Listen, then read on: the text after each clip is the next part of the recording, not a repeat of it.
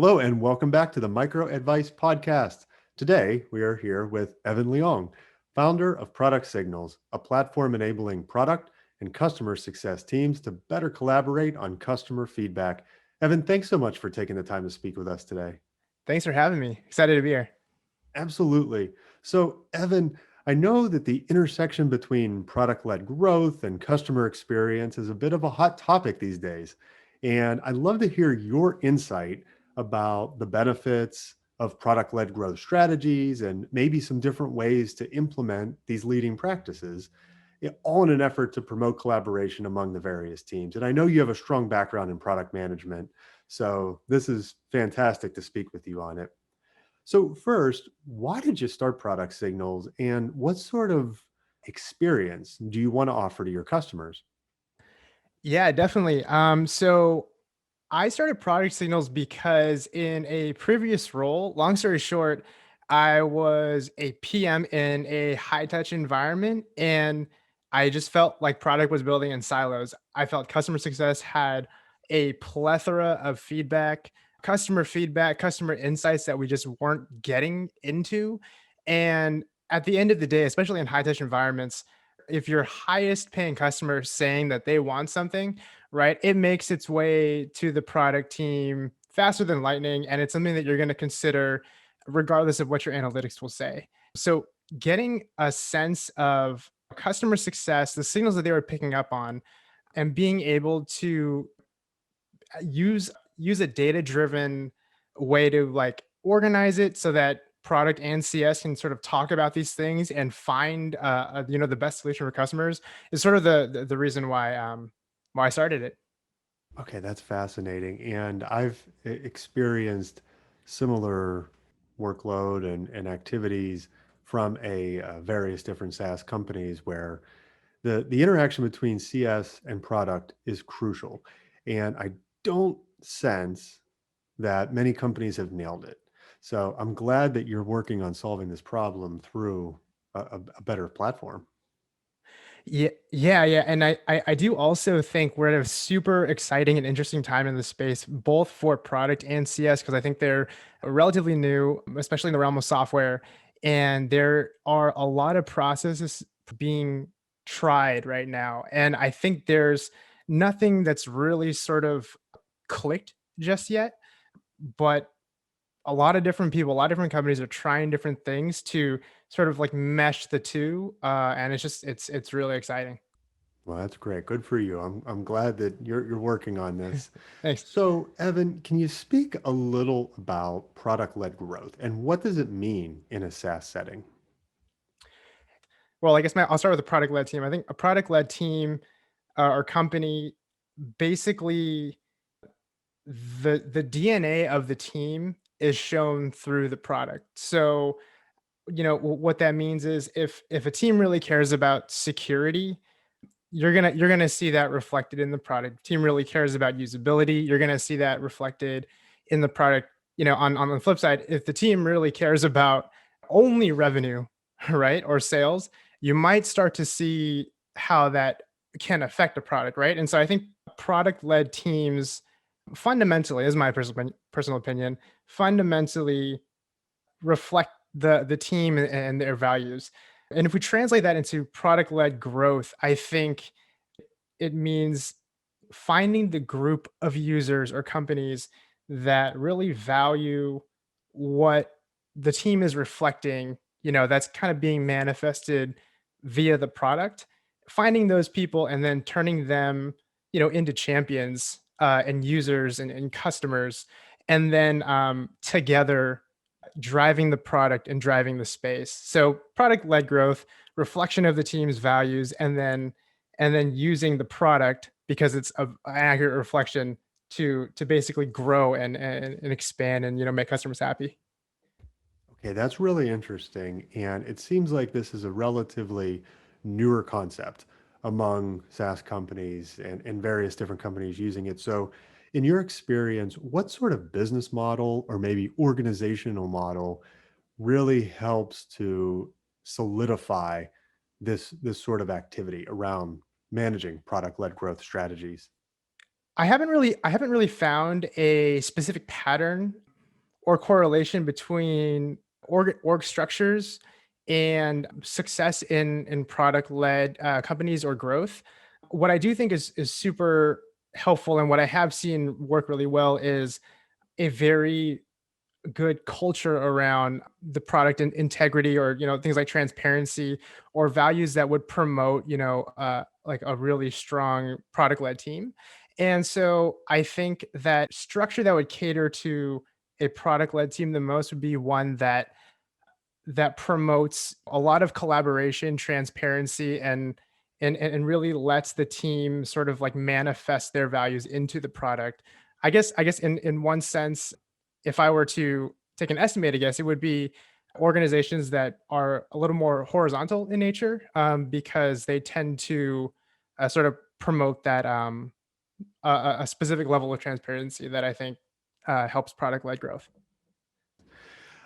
So, Evan, what, in your opinion, or what have you seen, any situations where the product does not tie well to customer needs, but maybe it is the customers are still happy, or vice versa? Can you maybe talk a little bit about that, or what can companies do to address this sort of issue? This is a great question. And I think a lot of companies, especially in, a medium or high touch setting, face this a lot. Because I do think when you get to the more high touch a company gets, the more nuanced these situations become, right? If you have a consumer business and it's not a good fit for one person, that's fine. They're going to find an alternative, and you as the company is not going to hear too much about it, right? I had definitely have encountered this, and I think that it's important for the product team to first understand who they are, what they're trying to build, and where they want to go, because that sort of helps frame the way you sort of internalize these mismatched use cases. If some use cases are definitely not aligned, or the solution isn't really working for the customer, but the use case is aligned with the product team and where they want to go, maybe that's something they should really look at, or assess. And then the question becomes, okay, should we work on this now or later? But being able to triage it that way all starts from understanding, at its root, the product, what it does, and where you want it to go. And then the second piece of that is really communicating that outwards, right? I think going back to product and customer success collaborating, I've seen cases where product teams didn't communicate that as well, and it creates frustrating conversations for customer success and the customer.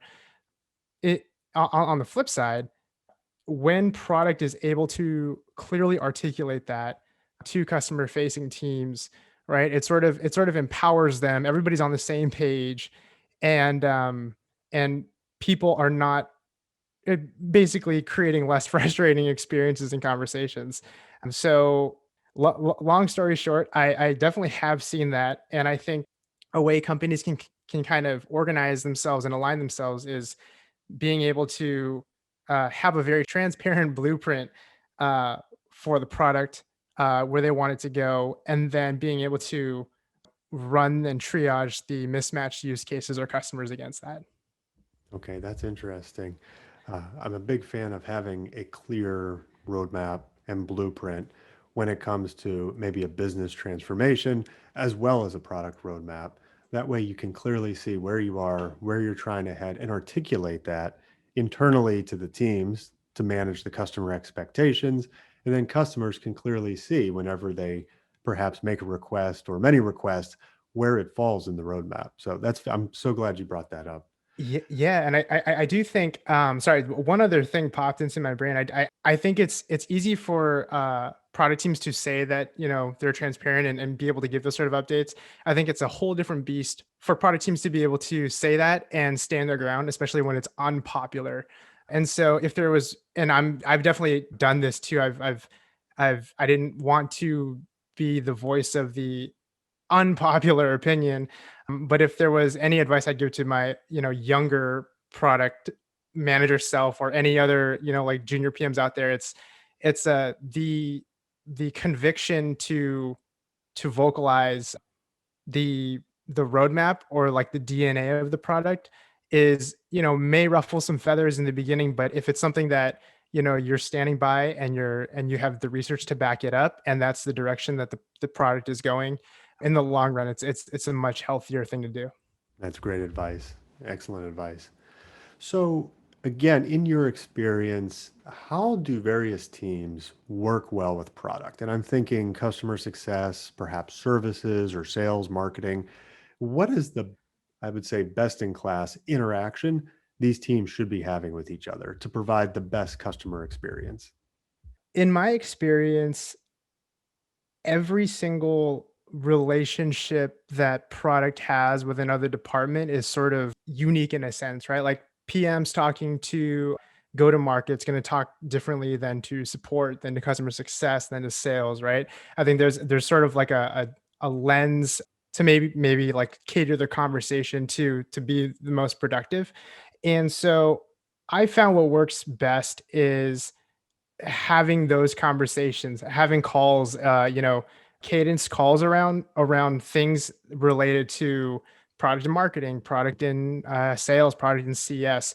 Because when things get documented for the sake of transparency, documented specifically in a place where everyone can kind of access it, the nuances that come with each department tend to get left out. So I do think the best way to collaborate with the product team is to have these conversations with the product team around the specific goal or the specific department's goals, and you'll get a lot more out of it.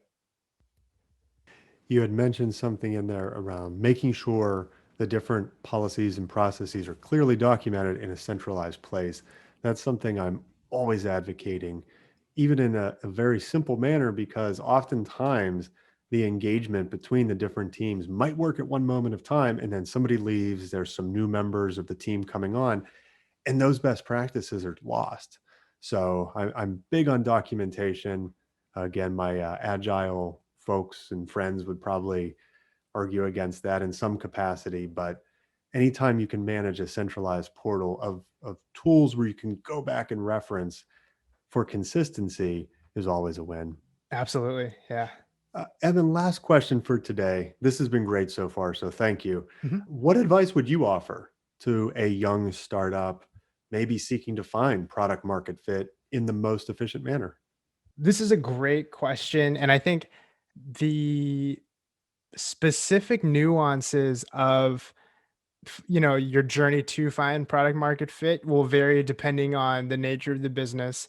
Software, consumer versus B2B, et cetera, are going to look a little different, but at its root, if you can get somebody or a company to pay for a product or service, that's the strongest indicator that you're on to product market fit. So I think the question then becomes, how do you get there? I think for some, maybe more on the consumer side, right? Some companies can pre-sell a product or service, and that's a great way to sort of find, an efficient way to find product market fit. Throw up some mock-ups, or articulate something, or make a video about it and say, like, pre-buy this software, sign up early. Anything you can do to sort of get a gauge of traction, and then quantify it with dollars.